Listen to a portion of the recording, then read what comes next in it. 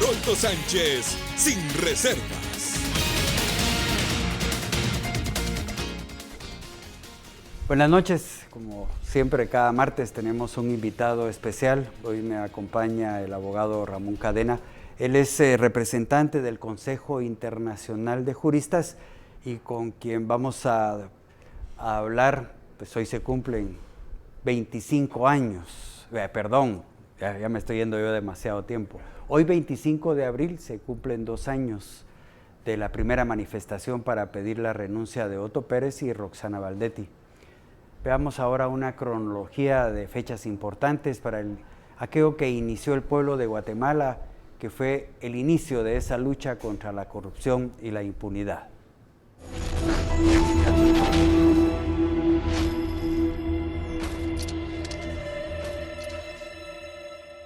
El 25 de abril del 2015 iniciaron las protestas en la Plaza Central, donde los guatemaltecos repudiaban la corrupción y exigían la renuncia de la vicepresidenta Roxana Baldetti.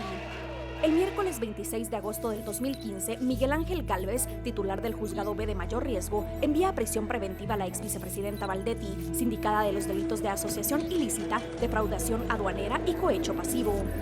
El 27 de agosto, estudiantes, representantes de la sociedad civil, comerciantes, empresarios, campesinos y población en general paralizaron sus labores para salir a las calles a exigir la renuncia del presidente Otto Pérez Molina.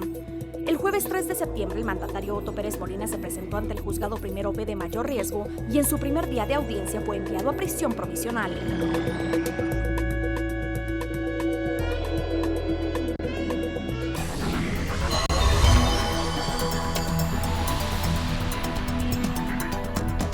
¿Qué significó para los guatemaltecos este inicio de este tipo de manifestaciones donde se exigía poner un alto a la corrupción y la impunidad? Yo creo que fue un evento que nos demuestra que los seres humanos siempre reaccionamos frente a las injusticias.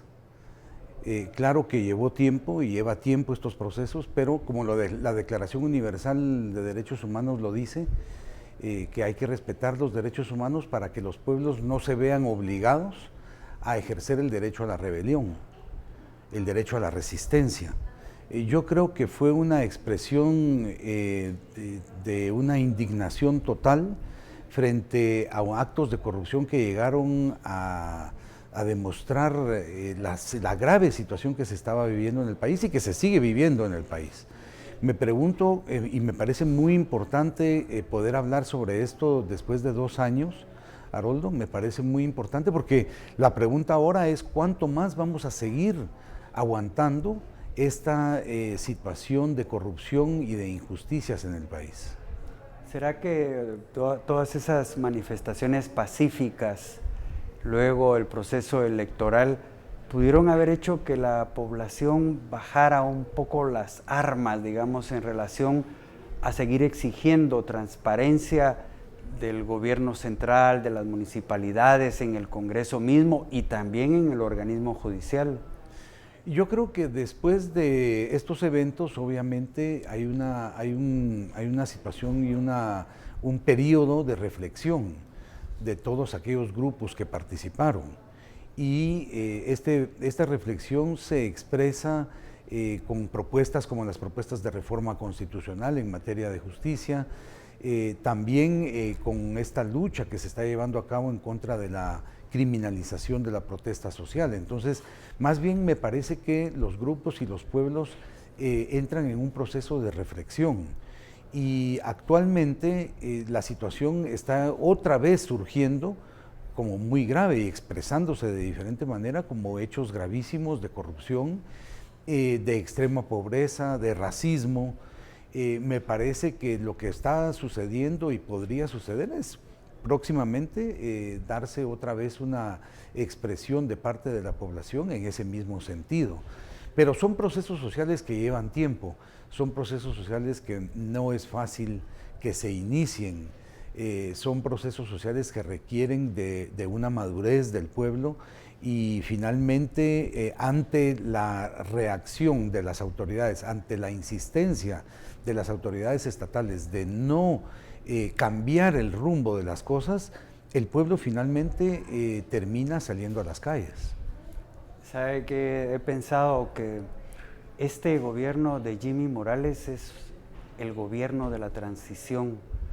Creo que Guatemala tiene que despertar, digamos, en el ámbito político para no seguir cometiendo aquellos errores de votar por el menos malo. Por eso yo pienso que podría ser ese gobierno de transición, porque Guatemala ya merece algo distinto ahí. Precisamente estas son las reflexiones que debemos de hacer como sociedad.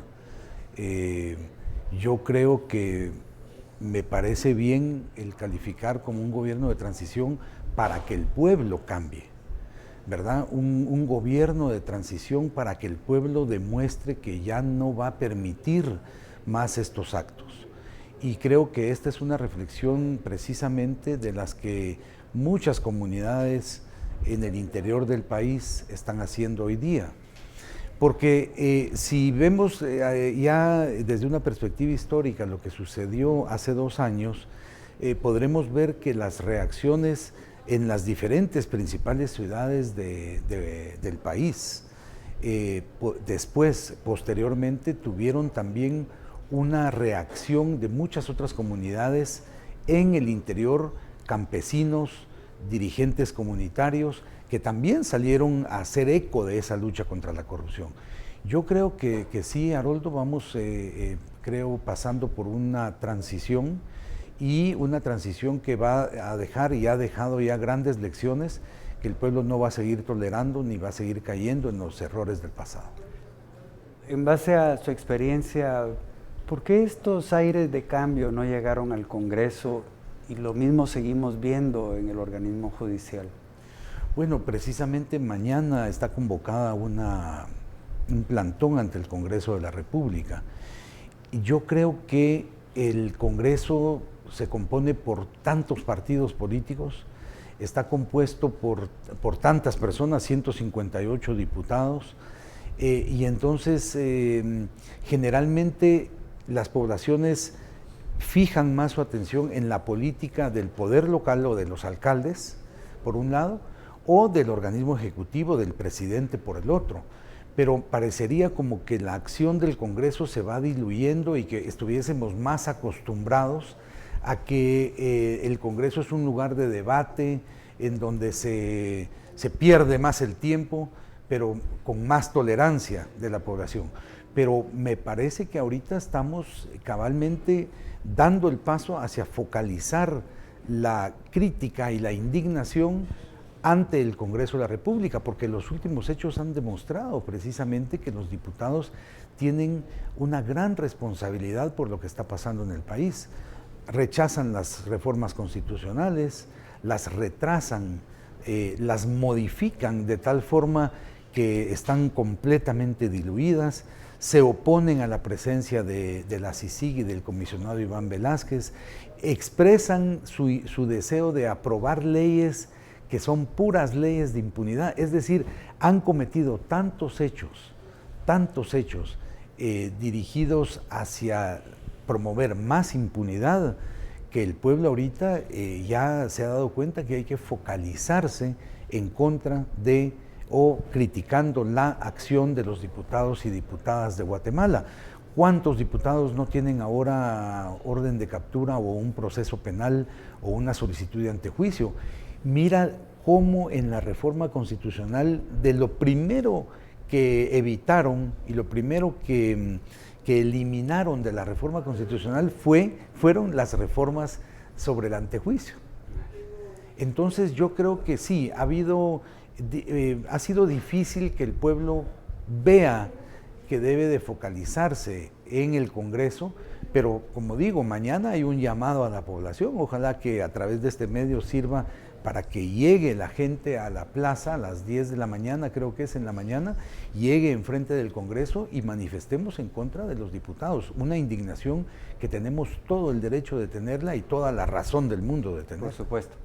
Bueno, vamos a ir a un corte comercial, estamos hablando de estos temas tan importantes 2 años después que la población guatemalteca de manera pacífica exigió cambios que no vamos a decir que no se dieron algunos, pero aún falta muchísimo camino por recorrer. Vamos a a este corte comercial y regresamos en un momento con ustedes.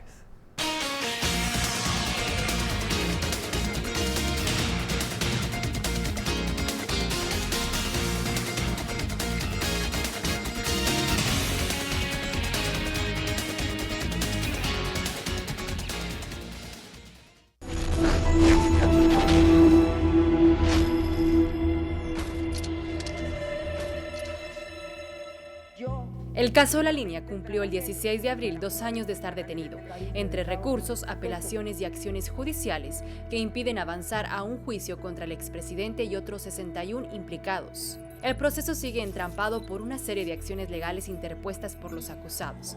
A la fecha se han presentado 26 amparos, ninguno de ellos por parte del Ministerio Público, 29 apelaciones. De ese número total, 2 han sido solicitados por el ente investigador. De igual forma, los otros sujetos procesales han interpuesto 4 exhibiciones personales, un recurso en queja y un incidente de inconstitucionalidad en caso concreto. En estos 2 años se ha impedido que se lleve a cabo la audiencia de etapa intermedia en la cual el juez Miguel Ángel Gálvez debe resolver si los 62 sindicados deben enfrentar juicio.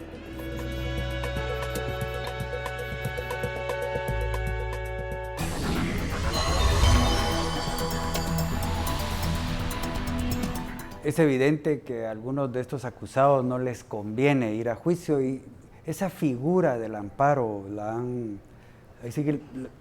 la usan de una manera que está bien porque existe como una figura, pero ¿cuál es su opinión en torno al amparo? ¿Qué es lo que los guatemaltecos, porque llega el momento que hasta han de estar cansados, ¿no? Otra vez Soto Pérez ahí. ¿Será que eso forma parte de una estrategia? Yo creo que lo primero que hay que señalar con respecto a la presentación de recursos, sin entrar a ver todavía el amparo, pero la presentación de recursos, incidentes, recusaciones que están recusando al juez Gálvez desde hace ya varias semanas, es el litigio de mala fe. Y es que los abogados deben de litigar, toda persona, no solo los abogados, toda persona debe de ejercitar el derecho de buena fe. Esa es una regla, una norma de la ley del organismo judicial, es parte de nuestro ordenamiento jurídico y también es una regla del derecho internacional, conocida como Pacta Sunt Servanda, que está en la Convención de Viena sobre el derecho de los tratados, es decir, los compromisos hay que cumplirlos de buena fe, el derecho hay que ejercitarlo de buena fe. Entonces, cuando los abogados y abogadas llegan a defender a personas y buscan obstaculizar el proceso, retrasar el proceso, pues presentan recursos, incidentes, y el recurso de amparo se presta mucho. El recurso de amparo es una acción importantísima para la protección de los derechos de las personas.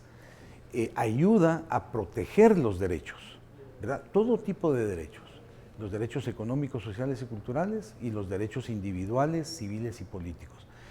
Yo creo que no es necesario tanto limitar la ley de amparo, pero frente a un litigio malicioso de un abogado, va a rendir sus frutos y va a ser exitoso el litigio malicioso si hay un juez impune. Entonces le corresponde a los jueces decir si el amparo está bien utilizado o no. Por ejemplo, no podés presentar, hay casos, no solo los casos de La Línea y otros, en los casos, por ejemplo, contra dirigentes comunitarios en San Marcos, se está presentando el recurso de amparo en contra de la calificación del delito, es decir, en contra del auto de procesamiento, que es un acto en el que el juez califica el delito. Ahí no procede el amparo. Y los jueces deberían de decir, rechazamos el amparo, no procede el amparo. Sin embargo, lo aceptan, le dan trámite y entonces empieza el retardo de la justicia.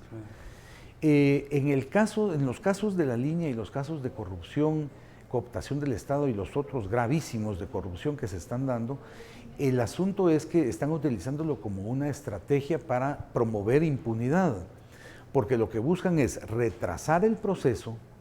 Lo que esperarían es, no les importa estar un año más en la cárcel, retrasar el proceso, que no avance, pero están esperando que la nueva elección del Procurador de Derechos Humanos ponga a una persona que también sea impune. Yo he escuchado por ejemplo, que podría ser candidato Roberto Molina Barreto, ex magistrado de la Corte de Constitucionalidad. Eso sería gravísimo, que alguien como Roberto Molina Barreto llegase a ser procurador de derechos humanos, alguien que como juez de la Corte de Constitucionalidad promovió la impunidad todo el tiempo. Pero ellos están esperando al cambio de procurador, estarían esperando al cambio de fiscal general el próximo año, de la fiscal general el próximo año, estarían apostando también a que Iván Velázquez no se le renueve el contrato el próximo año, que una cosa es el contrato de Iván Velázquez que se vence el próximo año y la otra es el mandato de la CICIG que vence hasta dentro de 2.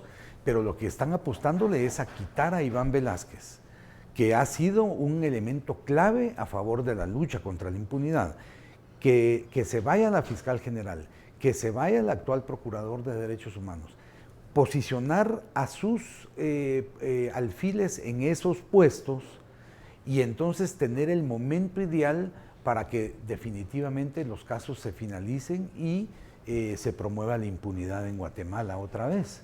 Entonces, ¿qué herramienta están utilizando? El litigio de mala fe, la interposición de amparos, de recursos de amparo, pero como digo, Haroldo, es muy importante que la población se dé cuenta que cuando hay un litigio de mala fe de un abogado o una abogada que es exitoso, es porque hay un juez que le ayuda a ese abogado al litigio de mala fe, con resoluciones que acepta un amparo cuando no debería de ser presentado, que acepta que se desnaturalice una acción tan importante como es el recurso de amparo para la protección de las personas, o que se acepte una recusación de un juez.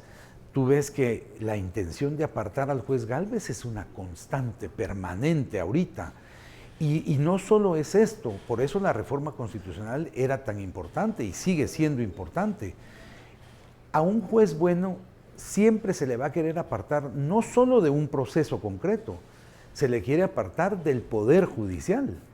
Por eso hemos dicho que la inamovilidad de un juez o un jueza o de una jueza independiente es fundamental para la independencia del Poder Judicial y para la independencia de jueces y juezas.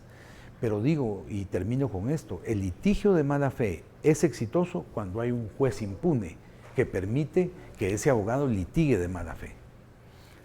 Bueno, miren, pues aquí hay un experto en temas de leyes, en todo esto que estamos hablando, y lo que yo plantearía sería, ¿estarán los guatemaltecos, de verdad, aquellos que sintieron esa indignación ante lo que estaba pasando, quedarse callados si triunfa esta estrategia de estos corruptos y ladrones? Esa es la pregunta que deberíamos de hacernos cada uno de nosotros. Vamos a hacer el último enlace comercial y regresamos con el abogado Ramón Cadena.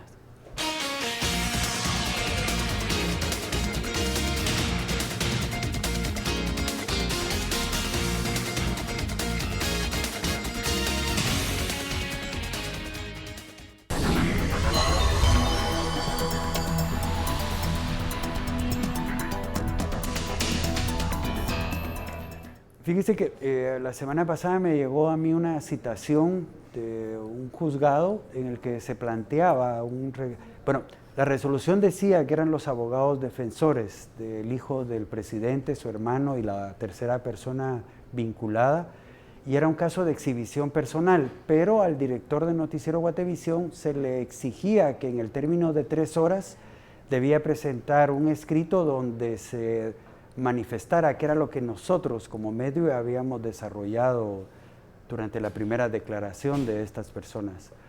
A mí la impresión que me dejó es como que se podría intentar vedar la presencia de los medios en los juicios. O sea, en su experiencia, ¿qué ha ganado Guatemala con tener un juicio oral y no como se hacía antes, que casi era a escondidas? Bueno, muchísimo lo que ha logrado, pero para decirlo en pocas palabras, democratizar el proceso penal. Más bien, ojalá que logremos también que el proceso civil se convierta todas sus etapas en un proceso público.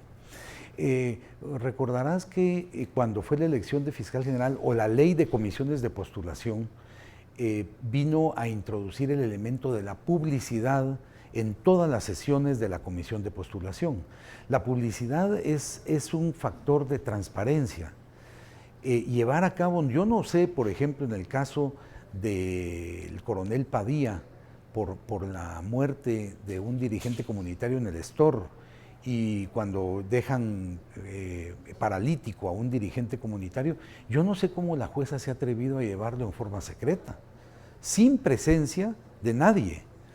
La publicidad es fundamental para la transparencia y por eso la importancia que cobran los medios de comunicación en lo que respecta a la justicia y al proceso penal, porque los medios de comunicación hoy día ya nos acostumbramos a verlos en las salas, en los debates y haciendo público todo lo que se escucha en el marco de un proceso. Es fundamental, Haroldo. Yo creo que en conclusión lo que hace es democratizar el proceso penal y eso va a permitir democratizar la sociedad guatemalteca, hacer más democrática la sociedad. Antes el proceso inquisitivo, el juez tenía un papel de investigación y la investigación era secreta, el papel del juez era secreto, no había un debate público.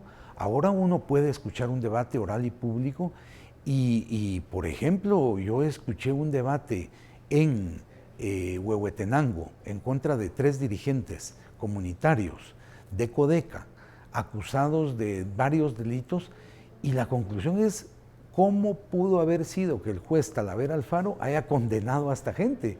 Porque uno como público puede darse cuenta si hay pruebas o no hay pruebas.